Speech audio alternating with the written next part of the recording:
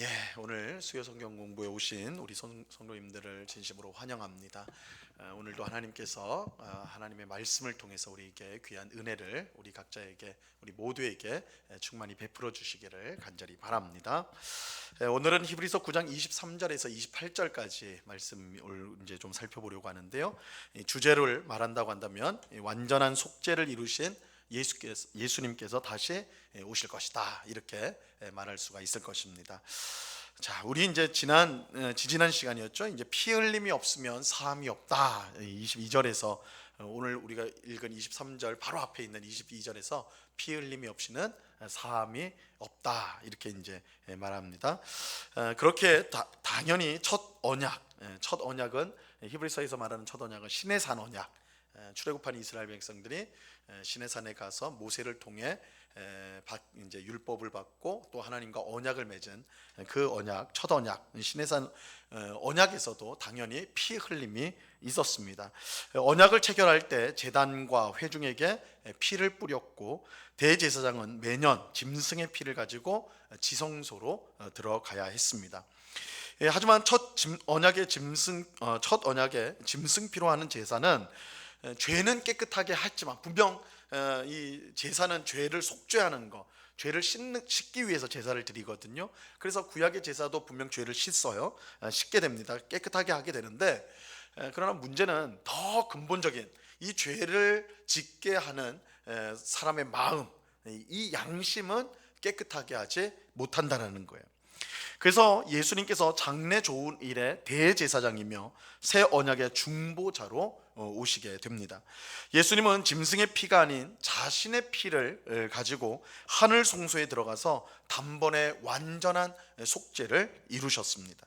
그 속죄는 사람의 양심을 능히 깨끗하게 하고 우리로 하여금 하나님을 섬기도록 만드셨어요. 그래서 이 구약에 있는 제사제도, 짐승의 피로 제사장이 하나님 앞에 드림으로 우리의 죄를 씻는 것, 그것도 분명히 우리의 죄를 씻지만, 그러나 이 죄를 씻어도 또 죄를 짓는 거예요. 왜냐하면 우리의 마음, 우리의 양심은 씻을 수가 없기 때문에. 이건 어떻게 보면 분명히 죄를 씻긴 하지만 부분적인 것이죠. 우리의 마음의 문제, 양심의 문제는 해결할 수가 없기 때문에, 죄를 짓게 하는 우리의 마음, 양심을 해결할 수 없기 때문에, 그래서 예수님이 오셔야 했던 것입니다. 이런 점에서 보면 구약의 제사는 예수님이 오셔서 이루실 완전한 제사를 미리 보여주는 것과 같다. 그래서 이제 오늘 성경에도 나오지만 그림자와 같다, 혹은 모형과 같다, 이렇게 이제 표현할 수가 있는 것이죠. 그래서 더 나은 제사, 더 좋은 제사가 온다는 것을 가리키고 보여주는 역할을 이제 옛 언약에서, 구약 성경의 제사가 그런 역할을 한 것입니다.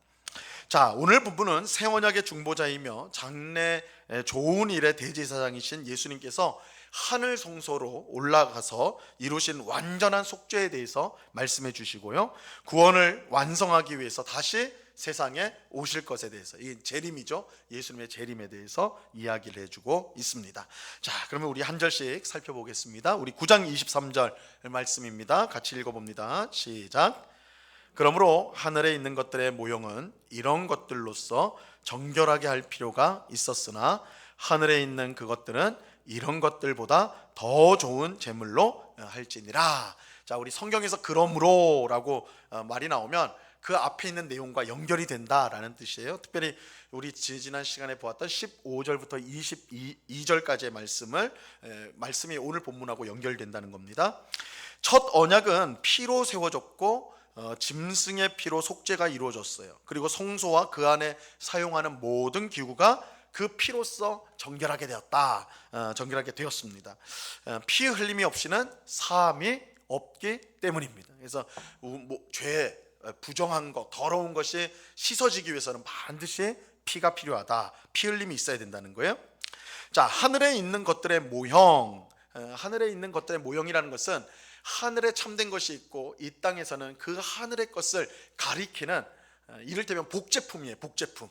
이게 원본은 아니고, 진짜는 아니고, 진짜를 가리키는 복제품이라고 할 수가 있는 거죠. 그래서 하늘에 진짜 성소가 있다면 이 땅에는 그 하늘 성소의 복제품, 있는 것이죠. 그 하늘에 진짜가 있다는 걸 가리키는 거예요. 자, 하늘에 있는 것들의 모형은 짐승의 피로써 정결하게 되어야만 했습니다. 그래서 피로써 성막을 깨끗하게 하고 거기서 또 죄인들의 죄가 씻어졌죠. 자, 이것과 연결해서 생각하면 하늘에 있는 참 성소도 정결하게 되어야 한다면 반드시 피가 필요하다는 것을 알 수가 있는 것이죠. 이 땅의 성소가 피로써 깨끗해진다면 마찬가지 원리로 하늘에 있는 성소도 피로써 정결해져야 된다, 이렇게 생각할 수가 있는 것입니다. 하지만 이 땅에 세워진 성소에서 사용한 짐승의 피는 어림도 없죠. 짐승의 피는 오직 하늘에 있는 성소의 모형인 이 땅의 성소에서만 효능이 있을 뿐이에요. 하늘에 있는 참 성소는 짐승의 피보다 더 좋은 제물의 피로 드려야 하는 것입니다. 여기서 이 더 좋은 제물은 뭐냐? 예수님. 그리고 더 정확히 말하면 그의 피. 이제 피는 생명을 말하니까 예수님, 그리고 그 생명을, 더 좋은 제물이 예수님, 그 생명이라는 거예요. 예수님은 더 좋은 언약의 보증이 되시고 더 좋은 약속으로 세우신 더 좋은 언약의 중보자세요. 이처럼 예수님에 관해서 더 좋은이라고 표현하는 것은 그가 첫 언약, 이 구약의 성취자가 되시기 때문에 그래요. 자, 보세요. 이걸 이제 지금 히브리서 기자는 비교를 하고 있는 거예요. 이 땅에 성소가 있었죠, 그죠? 성막을 하나님께서 모세를 통해서 이 땅에 성막을 만들게 하시고 거기서 제사를 드리게 하셨잖아요. 이 성막을 깨끗하게 하고 또 이 성막에서 죄인들의 죄가 씻어지려면 짐승의 피가 필요했단 말이에요. 자, 그러면 이것의 원본이 어디에 있냐면 하늘에 있잖아요, 그죠? 하늘에 있단 말이에요. 완전한 성소가 하늘에 있어요. 그러면 그것과 연결해서 생각해 보면 하늘에 있는 성소도 온전하게 되려면 뭐가 필요해요? 피가 필요하겠죠. 이 땅에 있는 것도 피니까. 그러나 이 땅의 성소가 짐승의 피로 깨끗해졌지만 하늘에 있는 것은 이 땅에 있는 것보다 훨씬 더 완전한 것이기 때문에 더 좋은 제물이 필요하다, 더 좋은 피가 필요하다는 것이죠. 그 피가 뭐냐? 바로 하나님 아들 예수 그리스도의 피, 즉 예수님의 생명이다, 이렇게 이제 말하고 있는 것입니다. 그래서 예수님이 더 좋은 제사장으로서, 더 좋은 언약의 중보자로서 자신의 피를 하늘 성소에 드렸다, 이렇게 이제 말하고 있는 겁니다. 그래서 예수님께서 이루신 제사가 완전한 제사라는 것을 지금 강조해주고 있는 거예요.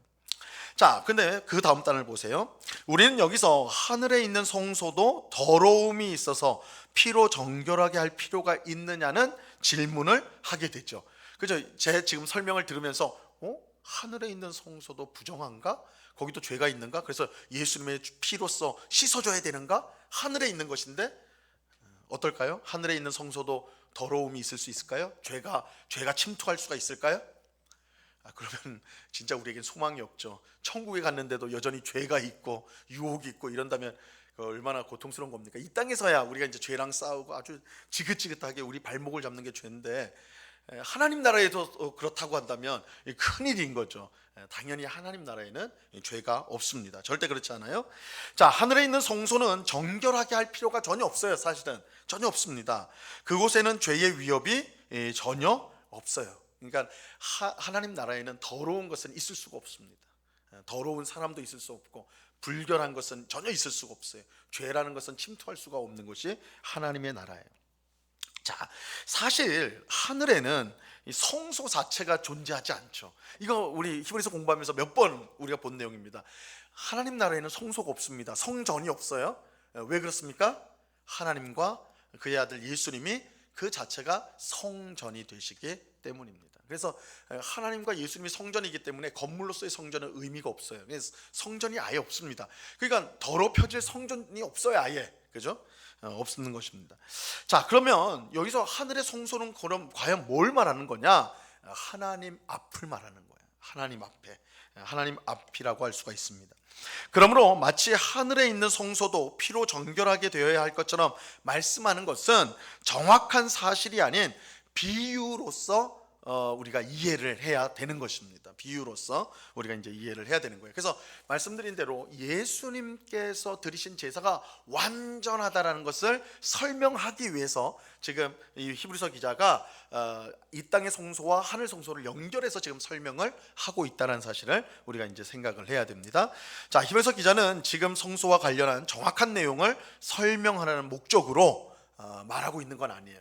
아주 하고자 하는 핵심은 예수님께서 십자가 죽음으로 드리신 제사가 완전한 속죄의 제사다. 완전한 속죄의 제사다. 이거를 강조하기 위해서, 그것을 드러내기 위해서 지금 이 땅의 성소와 하늘 성소를 연결해서 비유적으로 설명하고 있다는 것입니다.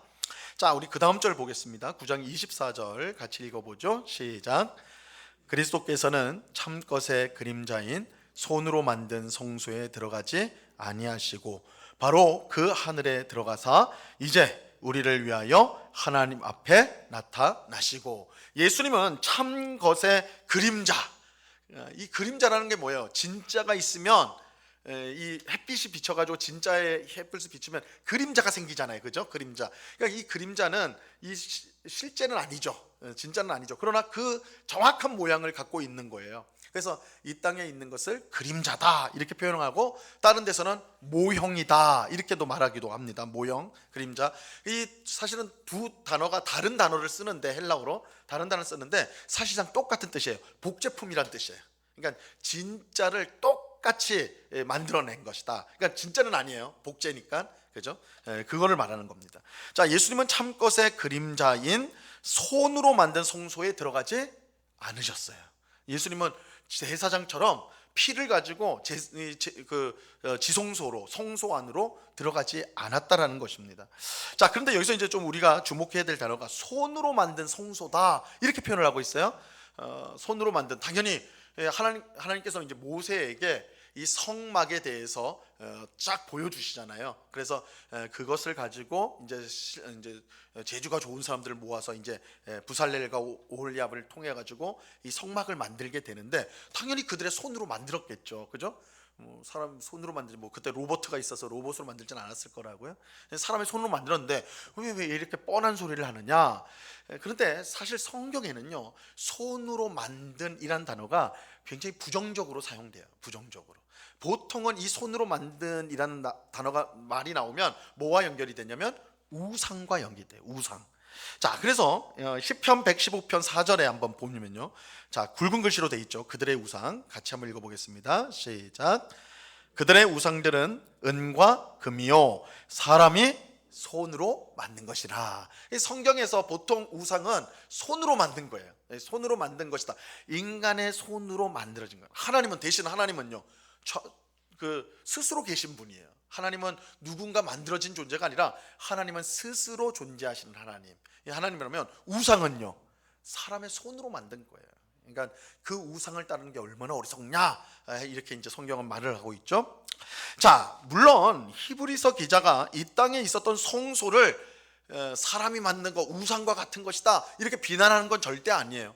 여러분, 히브리서에서 이제 이 땅에서 레위 지파 제사장을 통해서 드려진 제사, 성전, 성소 설명할 때 그것이 예수님이 이루신 것과 비교를 할 때는 열등한 것, 부족하지만 그 자체로도 의미가 있다고 분명히 말씀하거든요. 그러니까 지금 비난하는 건 아닙니다.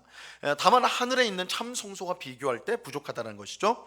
또 예수님이 오셨는데도 불구하고 여전히 땅에 있는 성전, 성소를 의지한다면 그것은 우상 숭배에 가까운 것이다라는 뜻도 이 속에 품어져 있는 거예요.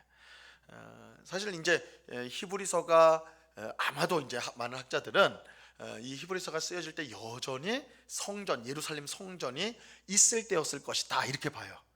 그래서 이제 기억하실지 모르겠지만 히브리서를 쓴 이유가 뭐냐? 그 당시 초대교회가 굉장히 핍박을 받고 있었잖아요. 예수님을 믿으면 기독교인은 핍박을 받았거든요. 근데 유대교회에 들어가면, 원래 유대교는요 핍박 안 받았습니다. 로마 정부가 인정을 해줬거든요.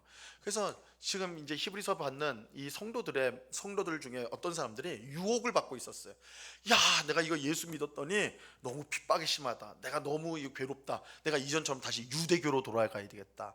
돌아가면 유대교로 돌아간다는 게 뭐예요? 제사를 또 드리고, 그죠? 율법에 따라 사는 거예요. 내가 좀 그래야 되겠다. 또 생각을 해보니까 교회 오면 그냥 회개 기도하면서 회개 기도만 하면 하나님이 내 죄를 씻었구나, 예수님의 피로 내 죄가 씻었구나, 이렇게 그렇게 되는 거예요. 근데 너무 밋밋해.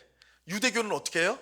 짐승을 데려가잖아요. 그래서 안수해가지고 죽이잖아요. 피를 흘린단 말이에요. 그 과정을 통해 속죄가 이루어지는 거예요. 그게 훨씬 더 내가 염소도 바치고 소도 바쳐가지고 내 죄가 씻어졌다, 더 실감이 난단 말이에요. 그죠? 그래서 야, 내가 아무래도 난 구약 다시 돌아가야 되겠다, 이런 사람들이 있었어요. 그래서 히브리서 기자는 그런 사람들에게 지금 보여주는 거예요. 예수님이 이루신 것이 너희가 지금 돌아가려고 하는 유대교에서 하는 그것을 완전하게 한 거야. 그거는 부분적인 거야, 부족한 거야. 예수님이 이루신 것이 완전한 거야. 지금 이 설명을 하고 있는 거예요. 그래서 히브리서 기자는 너희가 다시 성전으로 돌아간다고, 너희가 다시 이전 제사, 짐승 제사로 돌아간다고, 그 우상 숭배와 같은 거야. 만약에 그렇게 한다면, 이렇게 이제 설명이 되는 거죠. 그 손으로 만든 성소에서 하는 거야. 예수님이 와서 완성을 시켜놨는데 그 예수님을 버리고 이전으로 돌아간다, 구약 성경으로 돌아간다, 그것은 우상 숭배와 같이 잘못된 것이다, 이런 뜻이 이 속에 담겨져 있는 것입니다. 그러니까 경고의 의미도 있는 거예요. 자, 예수님은 손으로 만든 성소가 아닌 어디로 들어가셨어요? 하늘로 들어가셨다. 자, 예수님은 지금 우리를 위하여 하나님 앞에 계세요. 하나님 앞에.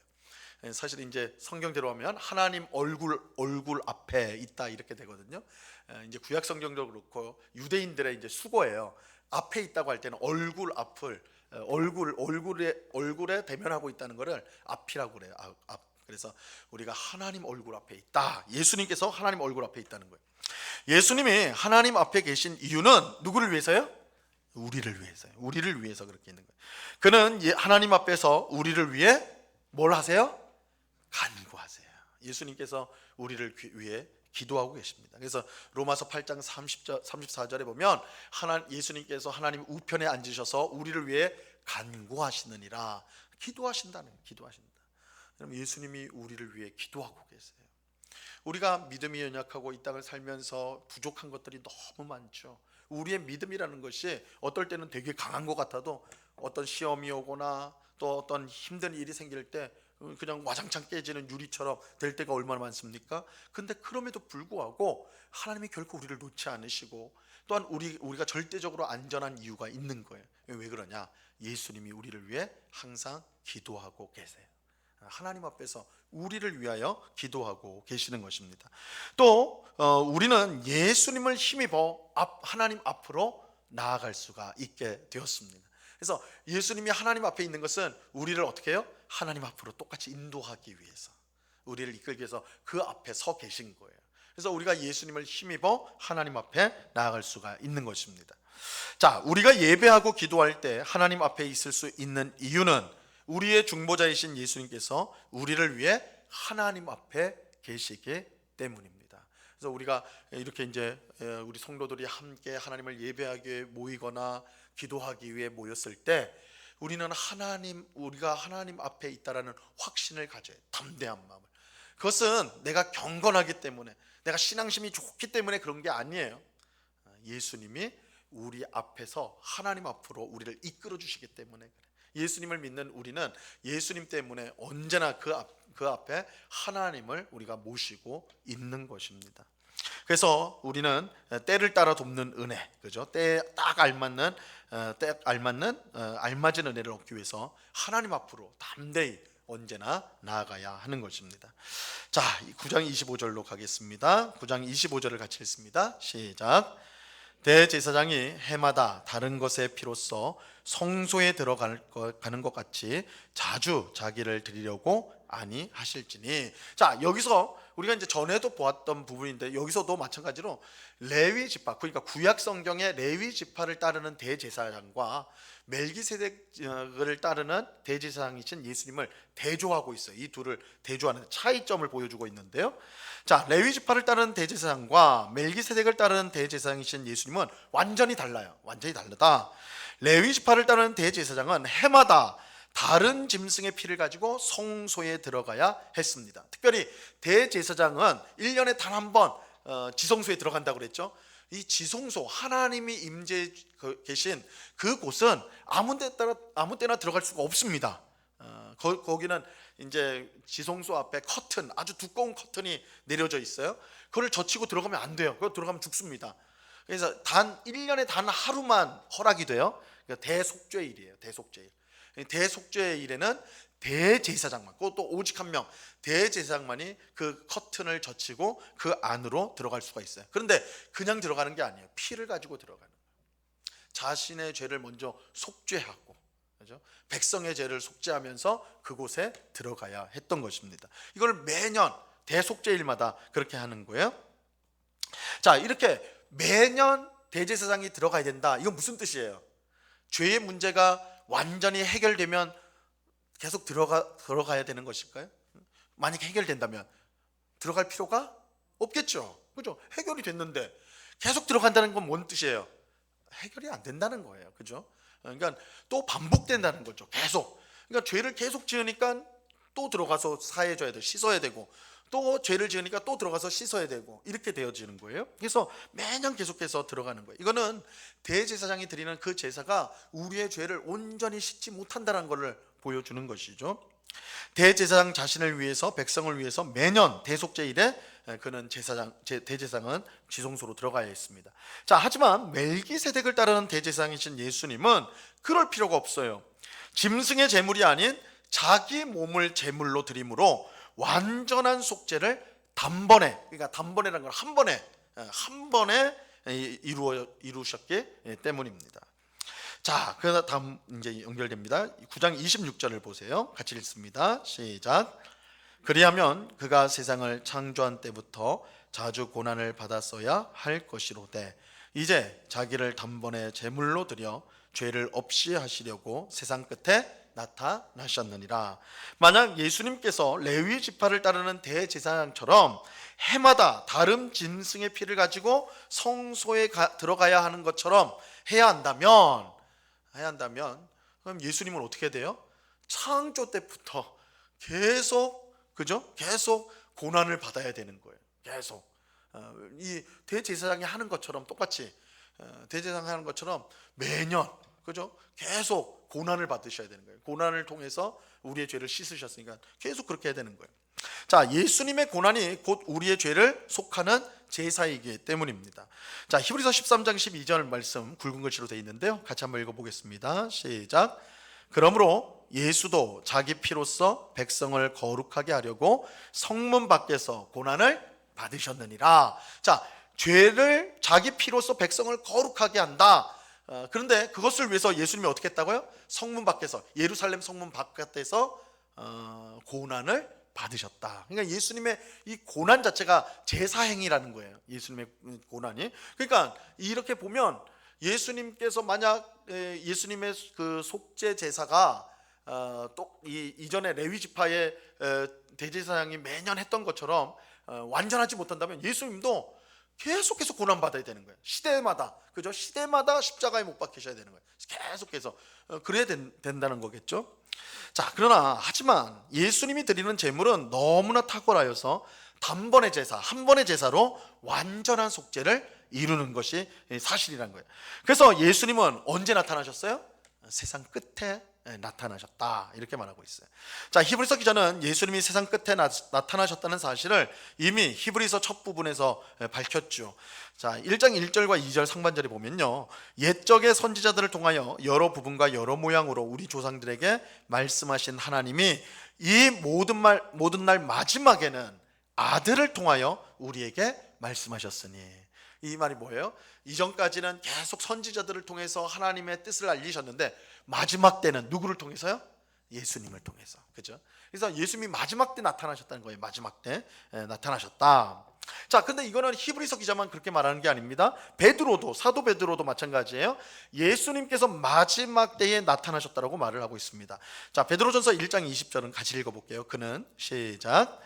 그는 창세 전부터 미리 알림 바 되신 이나 이 말세에 너희를 위하여 나타내신 바 되었으니. 여기서 이 말세란 말이 마지막 때라는 뜻이에요. 마지막 때. 똑같은 말이에요. 그러니까 예수님이 말세에 마지막 때에 나타나셨다 이렇게 말하는 거예요. 그래서 성경은요, 우리가 신약 성경은 종말 마지막 때가 언제 시작됐느냐? 예수님이 오신 때부터. 예수님이 오실 때부터 이 마지막 때가 이제 시작이 된 거예요. 그러니까 예수님의 오심은 마지막 때가 시작되었다는 것을 보여주는 것이다라고 할 수가 있는 것이죠. 그래서 여러분들이 이제 막 이 좀 젊은 사람들이 좀 이상한 짓 하고 막 그러면 뭐라고 말해요? 어른들이? 그럼 보면 말세다 말세다 그러죠. 진짜 말세예요. 예수님이 오신 때부터 이미 말세예요. 그러니까 우리가 말세다라고 하면 어떤 이제 마지막 날의 어느 딱 지점만 말하기 쉬운데, 사실 그게 아니라 성경에서 말세 마지막 때는 예수님이 오심 때부터 시작이 되고 있어요. 그래서 우리는 지금 말세 마지막 때를 살아가고 있는 거예요. 마지막 때를 살아가고 있는 거예요. 근데 이 마지막 때라는 것은 그냥 이 역사가 없어지는 때라는 것이 아니라 완전히 새로운 세상이 도래하고 있는 건데, 이미 예수님이 오심으로 그 하나님 나라 완전히 세상이 들어왔어요. 그런데 그것이 점점 더 완성되어 가고 있는, 그 완성은 예수님이 재림하실 때 완성이 되는, 그래서 우리가 그 사이를 지금 살아가고 있는 것입니다. 자, 그래서 예수님이 오심으로 새로운 시대가 열렸다. 이 종말의 때가 되었다는 거예요. 자, 근데 예수님이 세상 끝에 나타나신 것은 뭘 하기 위해서요? 죄를 없이 하기 위해서다라고 하는 겁니다. 이거는 죄를 없이 한다라는 것은 죄를 씻는다, 속죄한다는 뜻이 아니에요. 여기는 진짜 죄가 종말을 고하는 거예요. 죄를 없애버리는 거예요. 그러니까 죄가 사라져버리는 것을 말하는 것입니다. 죄가 완전히 제거되는 것을. 자, 이것은 예수님이 죄에 대한 하나님의 최종적 해결책이다라고 할 수가 있는 것이죠. 그래서 죄가 종식이 되는 그것을 위해서 예수님이 세상에 오셨다라는 거예요. 자, 오직 예수님만이 우리의 죄 문제를 궁극적으로 해결해 줄 수가 있는 것입니다. 구약 시대 때는 짐승의 피로 씻었단 말이에요. 제사를 통해서. 근데 그건 온전한 게 아니었어요. 왜요? 계속 반복해야 되는 제사를, 그죠? 그건 온전하지 못했다는 거예요. 그러나 예수님이 오심으로 드디어 죄가 완전히 제거되어진 궁극적인 제거가 일어난다라고 할 수가 있는 것입니다. 자, 9장 27절을 보겠습니다. 이거 유명한 말씀인데요. 한번 같이 읽어봅니다. 시작. 한 번 죽는 것은 사람에게 정해진 것이요 그 후에는 심판이 있으리니. 자, 구약 대제사장들이 매년 짐승의 피를 가지고 지성소에 들어갔던 것과 달리 예수님께서는 자신의 몸을 제물로 단번에 한 번에 드리셨어요. 자, 이것은 예수님께서요 참 사람이 되셨기 때문에 반복해서 죽을 수 없기 때문에 그래요. 그러니까 우리 아까 이제 앞절에서 예수님이 만약에 이제 계속해서 제사를 드려야 됐다면 태초 때부터 계속 고난을 받아야 된다 이렇게 말을 했잖아요. 근데 예수님은 그럴 수가 없어요. 왜냐하면 예수님은 사람이기 때문에 사람은 한 번 죽는 것이 정해져 있어요. 뭐 여러 번 막 요즘 영화 같은 거 보면, 드라마나 영화 같은 거 보면 요즘에 환생이 되게 유행을 하잖아요, 그죠? 죽었는데 뭐 다음 세상에 또 태어나고 또 태어나고, 이게 불교에서 말하는 윤회 막 돌아가고 있는 건데, 그거는 이제 드라마나 사람들의 생각, 신화 이런 것에서 나타난 거지, 그것은 허구입니다. 있지 않아요. 성경은 분명하게 말해요. 사람은 한 번 죽어요. 여러 번 죽는 게 아니에요. 다시 살아나고 다시 태어나고 뭐 다른 모습으로 나타나고 그런 거 없습니다. 사람이 죽는 것, 한 번 죽는 것은 정해진 거예요. 한 번만 죽을 수 있어요. 그러니까 참 사람이신 예수님도 한 번만 죽을 수 있는 거예요. 그렇기 때문에 그는 한 번의 죽음으로 완전한 속죄를 이루신 것이죠. 한 번의 죽음으로. 여러 번 죽을 수 없어요. 자, 사람은 반복해서 죽을 수가 없습니다. 왜냐하면 한 번 죽는 것이 사람에게 정해진 것이기 때문입니다. 세상 사람들이 말하는 환생은 허구입니다. 사람은 한 번 죽는 것으로 삶을 마감합니다. 그래서 우리는 농담으로라도 다음 생에서는 뭐 어떻게 하겠다느니, 우리 그리스도인들은 그 말을 하는 거 아니에요. 다음 생은 없어요. 아무리 뭐 재밌는 말 농담으로라도 하는 거지만 그렇지 않습니다. 뭐 다음 세상에 뭐 개로 태어난다든지 뭐 이렇게 그런 일은 전혀 없으니까 사람은 한 번 죽는 게 정해진 거예요. 그게 끝이에요. 그런데 그러면 끝이라고 말할 때 그러면 그냥 사라지거나 없어지느냐? 아니요. 한 번 죽는 것은 사람에게 정해진 것이고 그 후에는 뭐가 있어요? 심판이 있어요. 심판이 있어요. 그래서 사람은 한 번 삽니다. 한 번 살고요. 그리고 죽어요.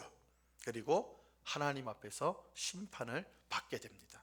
이것이 모든 사람의 운명이에요. 모든 사람이 어떤 사람이든 간에 상관없어요. 이건 똑같아요. 한 번 죽는 것은 사람에게 정해진 것이고 그 후에는 심판이 있다. 그죠? 이 심판은 오늘 말씀에는 왜 심판을 받느냐, 어떤 심판이냐 나오지 않아요. 그러나 죄에 대한 심판이겠죠. 그죠? 죄에 대한 심판. 사람은 한 번 죽게 되며 창조주 하나님 앞에서 심판을 받게 될 것입니다. 자, 9장 28절을 보시겠습니다. 같이 읽습니다. 시작.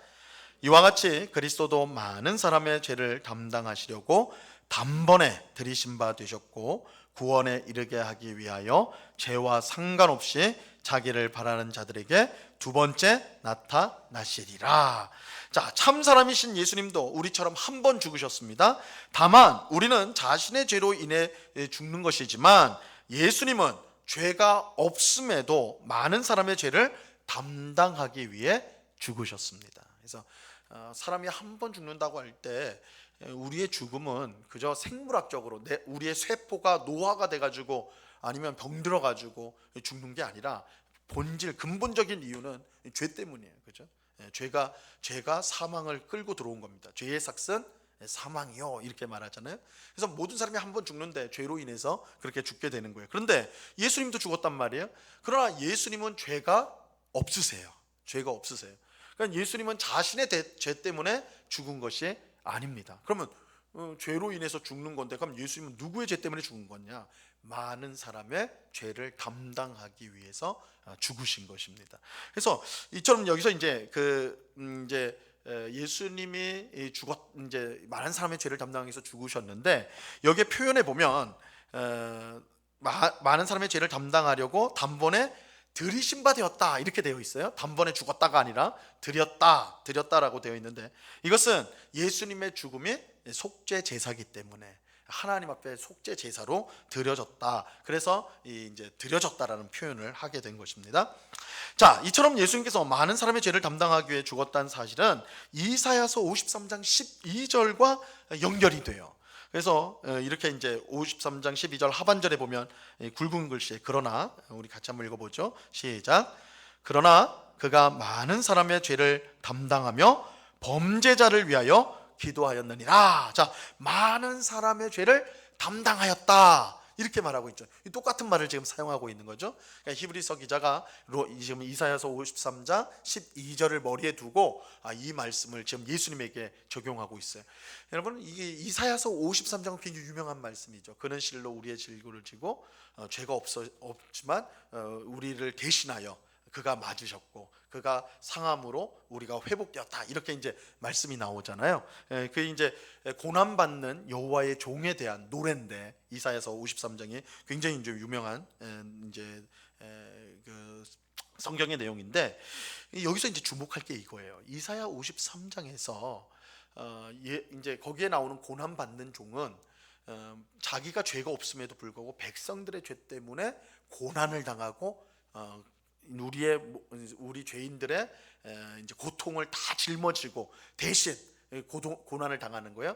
그 결과 우리들은 나음을 입는, 회복을 입는 그렇게 나와요. 그런데 거기에 보면 우리의 죄를 대신해 많은 사람의 죄를 담당한다고 할 때 구약 성경에서는 죄를 씻는 것, 죄를 담당하는 것은 다 뭐와 연결이 돼요? 제사를 드려야 되는 거예요. 그런데 이사야 53장은 제사적 용어가 없어요. 제사가 없어요. 그냥 고난받는 종이 두들겨 맞고 욕먹고 고난을 당하고 이렇게 되는 거예요. 그런 고난을 통해서 우리가 죄인들이 회복되어지고 고침을 받는 것으로 그렇게 나오는 것입니다. 이것이 바로 예수 그리스도께서 고난 당하심으로써 우리의 죄를 담당하는 그것을 이미 이사야서 53장에 암시하고 있다. 그래서 구약 성경에도 예수님의 고난이 고난으로 인해서 우리의 죄가 사해지는 그것들이 이미 알려지고 있다라는 것을 이 말씀을 통해 우리가 확인하게 되는 것입니다. 자, 우리 4쪽으로 넘어가세요. 마지막 단락을 보겠습니다. 많은 사람의 죄를 감당하기 위해 단번에 자신의 몸을 드린, 이건 십자가 죽음이죠. 예수님은 한 번 죽으셨기 때문에 더 이상 죽지 않습니다. 한 번 죽는 거예요. 사람은. 그렇기 때문에 부활하셨으면 죽지 않습니다. 그죠? 죽지 않아요. 그는 완성된 구원을 주기 위해서 두 번째 나타나시게 될 것입니다. 9장 28절에 보니까 두 번째 나타나시리라 이렇게 나오죠. 자, 이것은 예수님의 재림을 뜻하는 거예요. 예수님의 재림. 예수님 다시 오세요. 예수님 다시 오시는데, 자, 그런데 예수님의 재림은 처음 오셨을 때 처음 오신 거를 초림이라고 해요. 초림. 처음 오신 거. 두 번째 오신 걸 재림이라고 우리가 표현하는데, 자, 예수님의 재림은 처음 오셨을 때와 그 목적이 완전히 다릅니다. 목적이 달라요. 예수님이 처음 세상에 오셨을 때는 죄의 문제를 해결하기 위해 오셨어요. 죄의 문제를 해결하기 위해 오셨어요. 하지만 재림 때는 죄와 상관없이 오시게 될 것입니다. 죄와 상관없이. 9장 28절에 방금 우리 이 히브리서 말씀에 죄와 상관없이 두 번째로 나타난다 이렇게 말하죠. 죄와 상관없이 오실 것이다.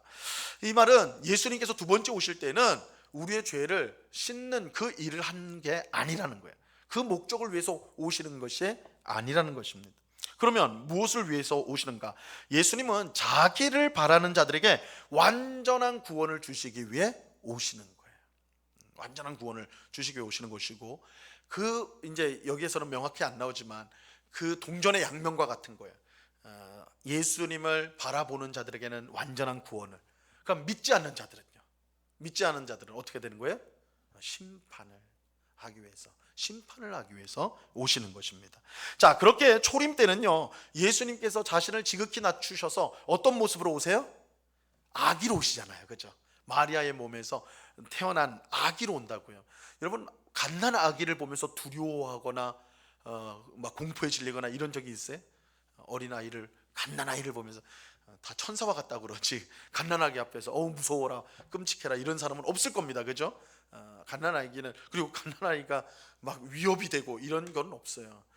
이 포유류 중에 이게 이제 이게 포유류 하면 좀 그런데, 하여튼 짐승 중에 가장 뭐 사람을 짐승으로 하면 안 되지만 이제 동물 가운데 이제 가장 어릴 때 약한 존재가 있다면 사람이라고 그러잖아요. 그죠? 사람을 동물로 말하는 건 좀 그렇지만 어쨌든 생물학적으로 해가지고 따지고 보면, 여러분 소나 말은요 보셨어요? 송아지 그리고 망아지인가요? 그러니까 일단 딱 나오면 걔들 바로 일어나요. 바로 일어나가지고 뛰어다닙니다. 제가 거짓말하는 거 아닌데, 다큐멘터리 이거 아마 실제로 보신 분들도 계실 것 같은데, 그죠? 큼지막하게 나와요. 조그만 것도 아니에요. 큼지막하게 나와가지고는 딱 나오자마자 조금 주저앉아 있다가 확 일어나가지고 뛰어다녀요. 아주 경이롭습니다.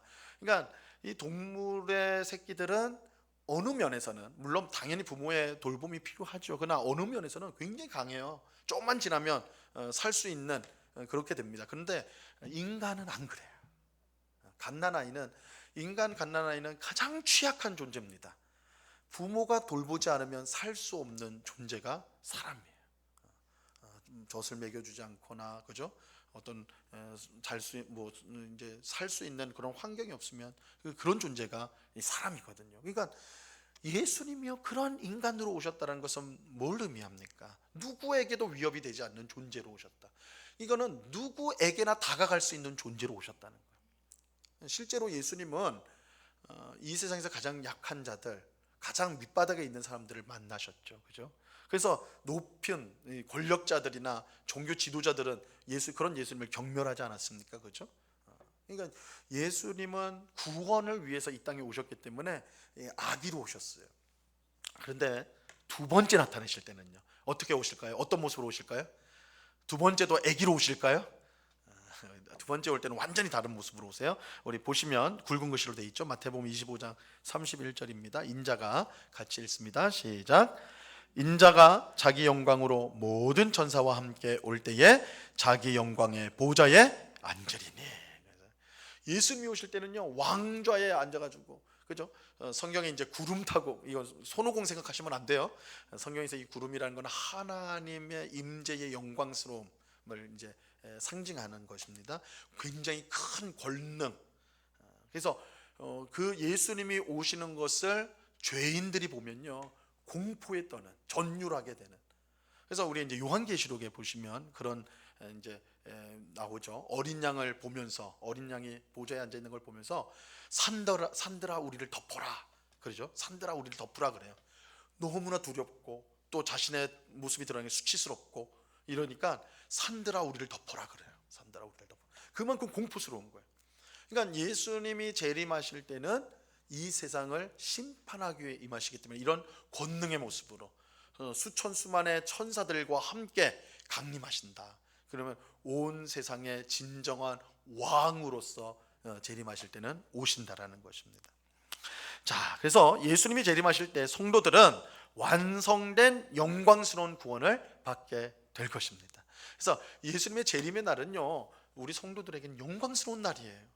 우리가 받은 구원이 완성이 되는 영원한 하나님 나라를 이제 상속받고 유업으로 얻게 되는 영광스러운 순간이에요. 그러니까 우리 성도는 그날을 두려워하거나 걱정할 것이 아니에요. 오히려 그날을 사모하는 마음으로. 그래서 초대교회 성도들이 늘 하였던 말처럼 예수님 오시옵소서, 그죠? 주님 오시옵소서, 이렇게 그들은 항상 기도하고 또 서로 인사를 나누었는데, 우리 성도는 그런 마음을 가져야 돼.